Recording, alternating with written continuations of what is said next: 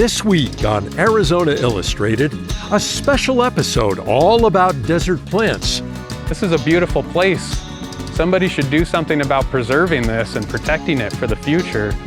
From those who love them to those who become obsessed with them. And I was addicted right away. I bought a camera and I started taking pictures. To nurseries that sell them. What we really want people to do is to think of their backyards as a piece of a whole ecology. And even tips on what to plant in your yard. The other nice part about this tree in the home landscape is that it's one of our few native trees that don't bite back.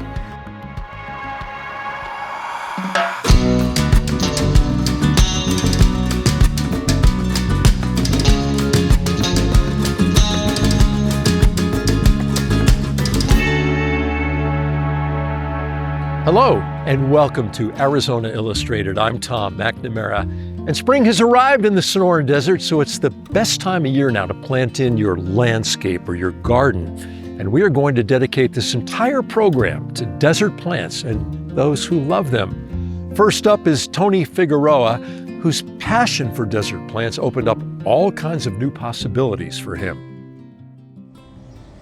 It was just so much stink net, like a 4-acre spot that is just tons of stink net. It's not 100% of the lot. There's like spots here and there, but like an area. My name's Tony Figueroa. I'm the Invasive Plants Senior Program Manager at the Tucson Audubon. Good morning.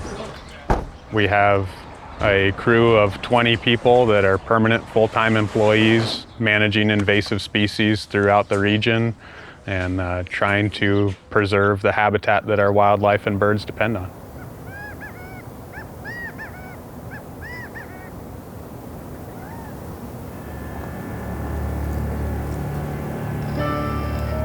Stinknet, Onchocyphon piluliferum.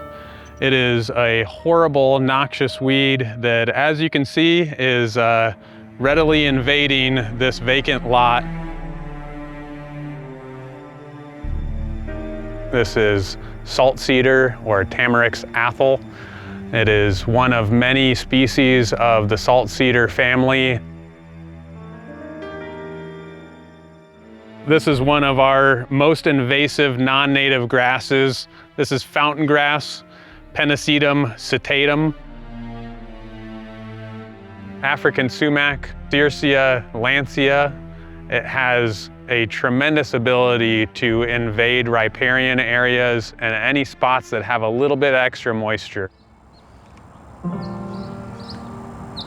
It's important to protect our desert habitat because the Sonoran Desert is unlike anywhere else on Earth, and it is so rich in plant species and animal species that if we degrade these lands with invasive species and let them take over, it's going to outcompete our native plants.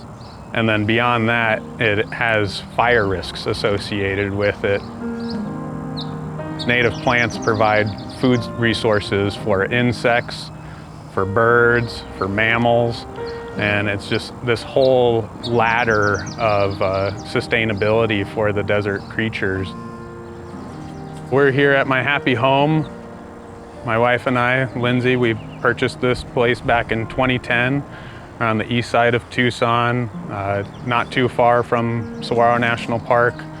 It's a standard 70s era neighborhood on a 1/4 acre, your standard residential lot. It was mostly bare soils, except for this fig tree back here, which as a Figueroa, it meant a great deal to me to get a place that had a fig tree. My Nana and Tata had a big fig tree in their backyard, and it was always just a special connection with that smell of those plants.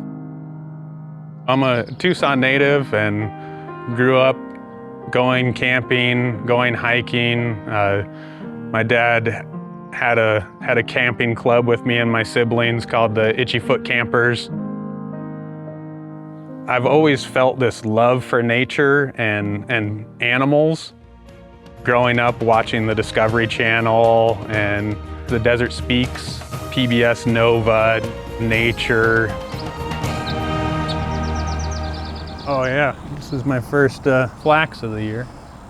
Wednesday was my big time to just geek out and learn and appreciate things. But I never knew that that was a possibility for a career field. My parents are both retired military now, and I always had this perception that you either join the military, you go into healthcare, you become a teacher or a lawyer. Those are like the job fields available to be a successful adult. So I didn't want to deal with blood and guts, so I decided to go into the pharmacy career path, and I worked as a pharmacy technician for a long time.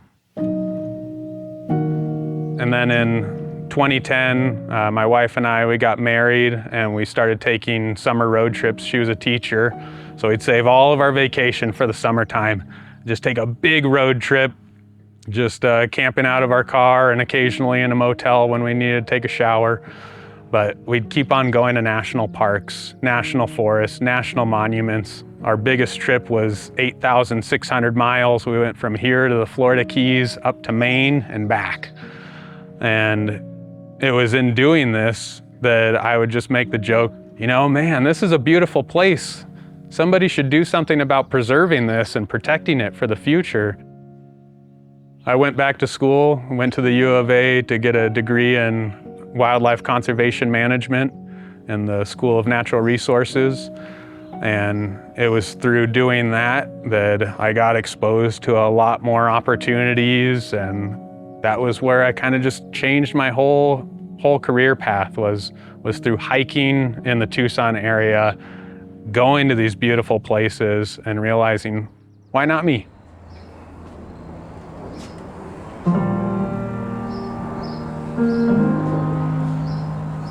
One of my goals for this is a teaching and learning experience. I always joke that this is the Figueroa Botanical Gardens to my friends, and recorded over 35 species of moths and butterflies in my yard throughout the years.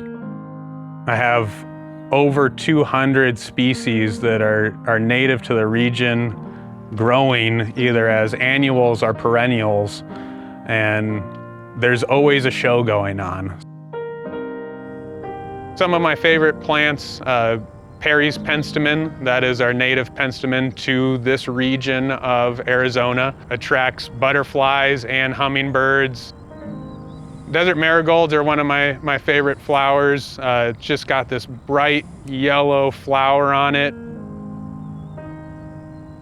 Chuparosas, I've seen it shoulder high out in the deserts of Yuma, so if it can survive in the Yuma desert, it can survive in your backyard. Brittlebush is a great desert shrub. You'll see it just covering hillsides and just giant yellow flowers. I've created water harvesting features, digging basins in the backyard so that I'm not losing my soil anymore.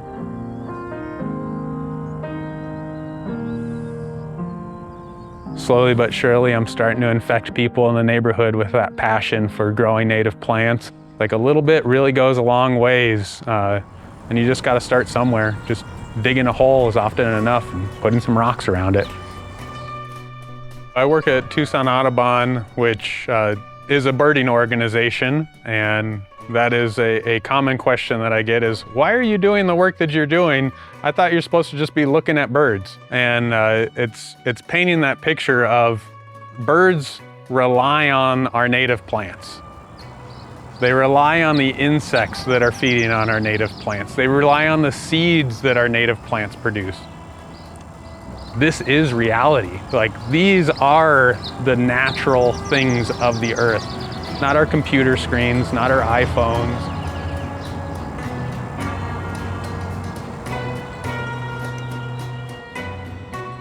If you have questions for Tony about what to plant in your yard, be sure to mark your calendar.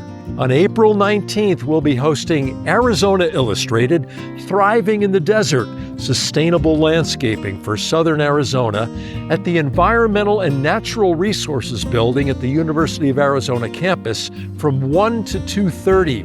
For more information and to reserve your spot, go to azpm.org/plants. While there are many plants that are native to the Sonoran Desert, none are more iconic than the saguaro. And ones like the saguaro behind me here are very rare. That's called a crested saguaro because the mutation on top resembles a crown. And as you'll see, those can be very alluring to people who are drawn to them. It's like the cactus just decided to take a different way of growing. It's the most unusual saguaro I've ever seen. It looks very regal, almost like a crown. If you live in Tucson and you've been paying attention, you might have noticed one of these. It's a rare mutation of the saguaro cactus called a cristate, or crested saguaro.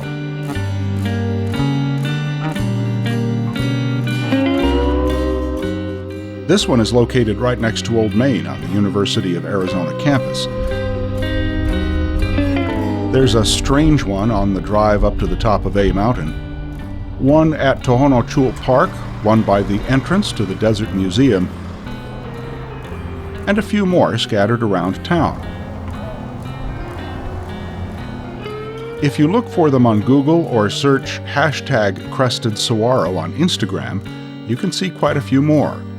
Even in this age, when access to information seems infinite, the crested saguaro is still a mystery. In a crested saguaro, you have an icon on top of an icon. You have this strange form of the saguaro, which stands out so much in our minds, and you've added a whole nother dimension to it in this strange growth. The saguaro cactus on its own is an international icon. The giant saguaro, monarch of the cactus family and trademark of the Southwest. Its form can be recognized across the world in photographs, illustrations, and even emojis, but it only grows here in a portion of the Sonoran Desert. Its area spans from western Sonora, Mexico to southern Arizona, and barely spills over into parts of California. In many cultures, the greeting is to have an open hand and hold your hand up. So subconsciously, I think it's buried in our psyches that this is something in our environment that we need to take note of. Bill Peachy was born in Arizona and has been fascinated by the desert as long as he can remember. The climate, the rocks, the plants, the animals, it all fits together in one way or another, and it's like a giant detective story. What we do know about crests is that they occur in most species of cactus, but none are as noticeable as the saguaro. They draw query like a magnet. What is causing this? How could this be? Why is it this way? The Marine Corps taught me how to hike, and I'm president of the Southern Arizona Hiking Club, my second tour of duty there. And I'm goal-oriented, and I love these mountains. While I was out hiking to the peaks, I was looking down through there, and I saw these funny-looking saguaros. I didn't know what they were for quite a while. I read a newspaper article that said there's 214 of these crested saguaros in Arizona. I said, I've seen more than that. So my new goal was to prove that fallacy incorrect. Eventually, that became our only mission, was to find the crested saguaros. Cardell, Hammis, and a small group of people formed the Crested Saguaro Society and began photographing and geotagging all the crested saguaros they could find, trying to prove there were more than 214 in the world. And I was addicted. Right away, I bought a camera and I started taking pictures. Never slowed down. What's happening is the control mechanism for what causes the number of pleats is out of control. So instead of occasionally branching, there are multiple branches on a crest, and it keeps branching until it can't branch anymore. Russell True's family moved to Arizona when he was a young child to open White Stallion Ranch. I just thought the desert was amazing. I was out in it all the time. This cactus has been there as long as he can remember. There's a prickly pear growing out of the crest. Guests look forward to coming out and seeing what they usually call the mutated saguaro, and we explain it's a cristate or crested. You don't always see a cactus growing out of a different type of cactus, and they find that really interesting. Recently, he found another crested saguaro forming on his property. The first question is, why are they like that? And the experts don't know, so we don't know either. So we give them a few of the theories, and that really doesn't satisfy anybody, but still they're just happy to see it.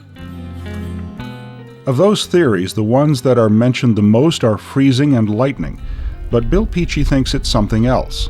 I personally think that it's hormone control because it turns on and off. If you notice the cactus behind us, it went back to normal. There are 2 normal growths off of it. No matter what the cause is, members of the Crested Saguaro Society are still hunting for new ones. I found 3 new ones this past weekend. It makes you run to it to get pictures of it. It's very exciting. Made my day. Sometimes I go out all day long just find one. That's okay, if it's a nice one. Originally, we thought the ratio was maybe 4 in a million. Now I think it's at least 10 in a million, maybe more. I've proven that they're more common than they were thought to be because people just didn't go out there and look for them.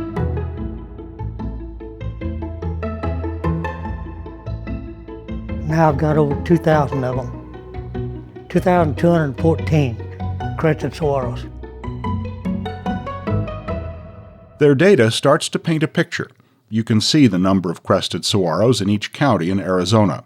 Still, little is known of crested saguaro populations in Mexico. Though more common than previously thought, these cacti are also more susceptible to frost and strong wind than normal saguaros. They are also threatened by poachers because of their uniqueness and value. As a result, they are afforded the highest level of protection from the Arizona Department of Agriculture. Someday I hope science will diagnose what causes a saguaro to crestate. Right now they just don't know. This is one of those things that may never be figured out in our lifetime because it's so difficult. There are many things in life, and there always will be, that we haven't figured out. There's a whole lot in our whole universe, let alone Earth, that we don't know much about. That doesn't make it any less interesting. I love that we don't know everything. It reminds us of how little we really do know. They're a mystery of Mother Nature, and they're just beautiful. I love them. Real addiction. And I'm not quitting either. I'm over 80 now. I'm not even slowing down. I'm going to keep looking for more. Spadefoot Nursery is more than just a place to buy plants. It's a community hub for Tucsonans interested in restoring the local ecology. Their emphasis is on growing native plants that support wildlife.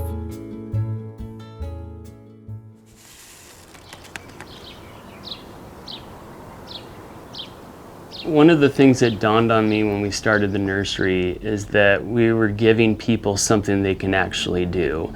Because the problems out there are really big. They're a lot bigger than us. And one thing you have a large impact with is your own yard. There are bees that don't have much bigger of an area their whole life than your yard.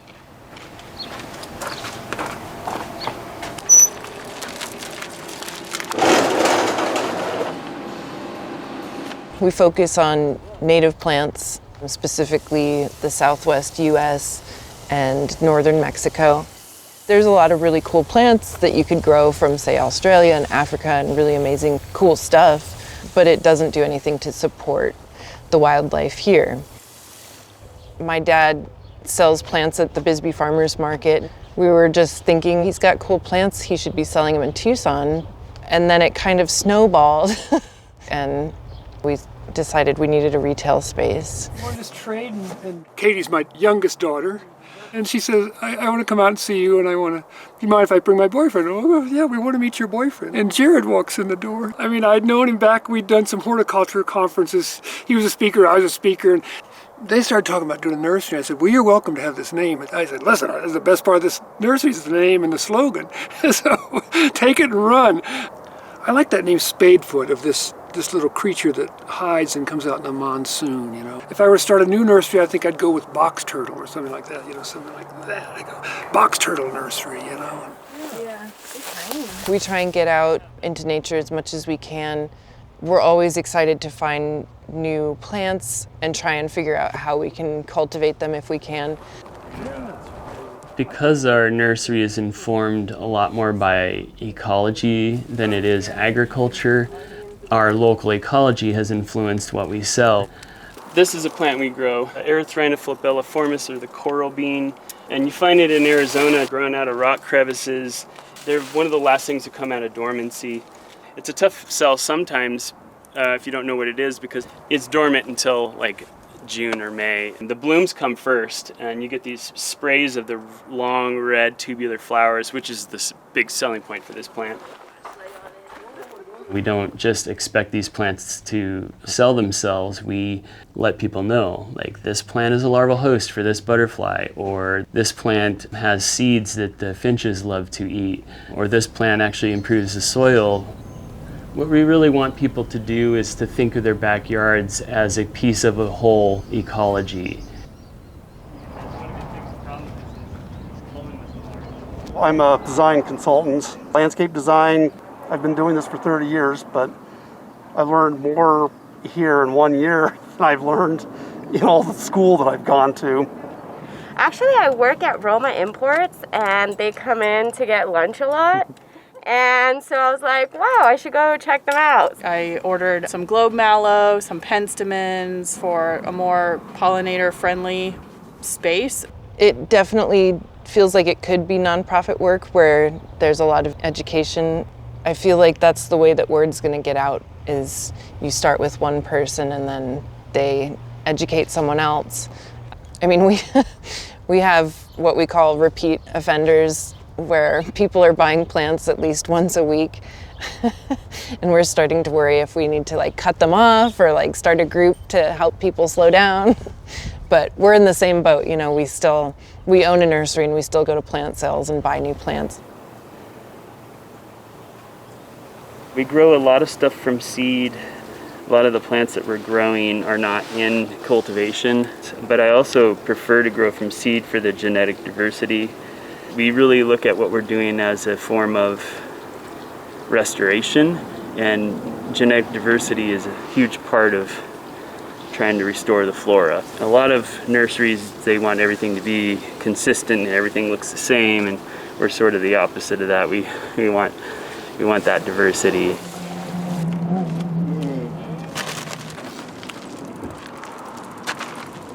Rather than having some weird colonialist idea of a yard. I really want people to stop being so human-centric and think about that there's all these other organisms that are responsible for our ability to be here. The more people pay attention to their own backyard and it becomes a trend, the more impact we can have, because as these creatures are often migrating through our yards, they find that safe space. They know how to find it. We could learn a lot from them if we were just a little quieter, let them have some space.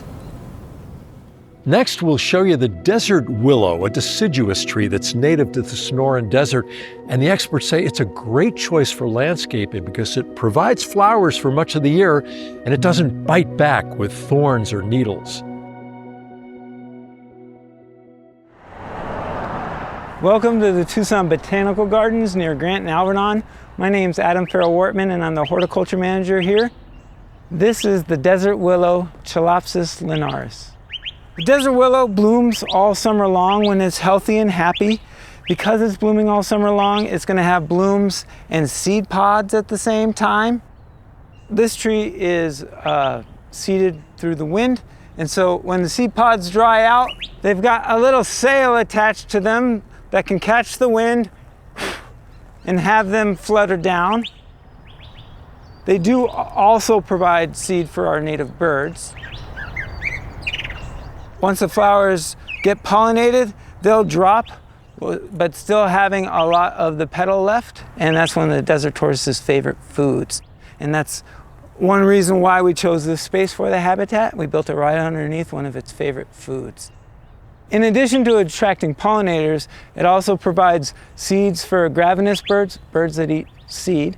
And then it's also attracting bugs.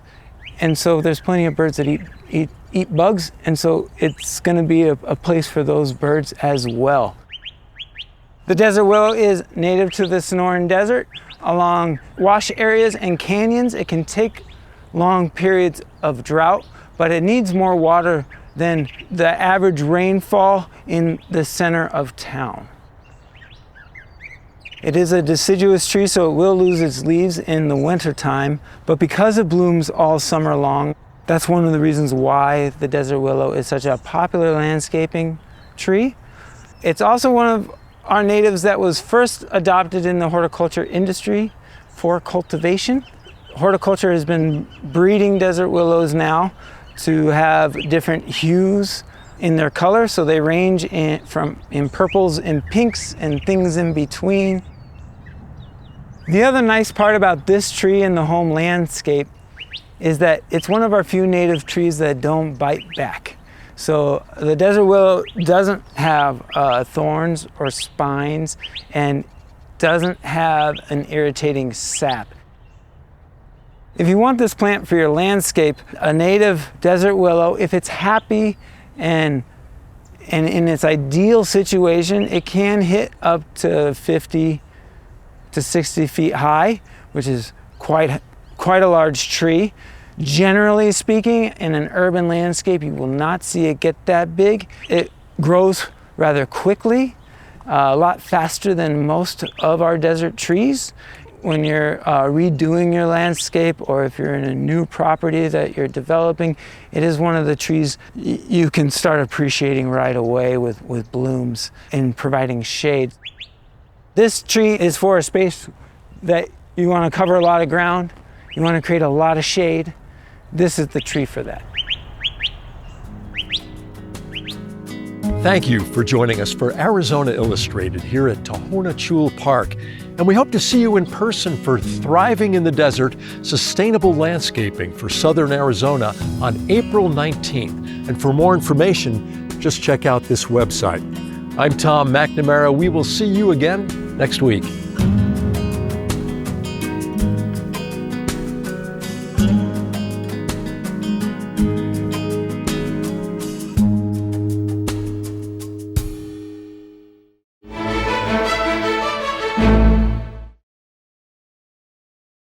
Hi, I'm Tom McNamara, host of Arizona Illustrated. Thank you for watching this entire episode of our show here on YouTube. And if you liked it, well, here's another episode that we think you'll like.